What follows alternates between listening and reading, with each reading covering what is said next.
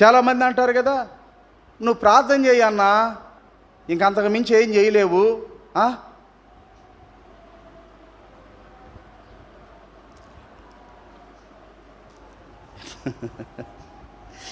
అలవాటైపోయింది. వచ్చే వారం ఆయనకి చెప్తా, మళ్ళీ గుర్తుండదు, ఇప్పుడే చెప్తున్నా, వచ్చే వారం పాటలు అయిపోయినాక వచ్చారో ఆ ఎండలో కూర్చొని ఆరాధించండి. అంతే. మీకు ఇష్టం లేకపోతే కంప్లైంట్ ఇచ్చుకోండి పై వాళ్ళకి, ఇతని ప్రవర్తన మాకు నచ్చలేదని. ఏమి నచ్చలేదంటే ఇట్లా చెప్పాడని కూడా చెప్పండి. ఏం మరీను వచ్చే వారం ఇప్పుడే చెప్తున్నా, పాటలు అయిపోయినాక ఎవరైనా రండి. మందిరానికి వద్దు అంటానికి ఎవరికి హక్కు లేదేడా.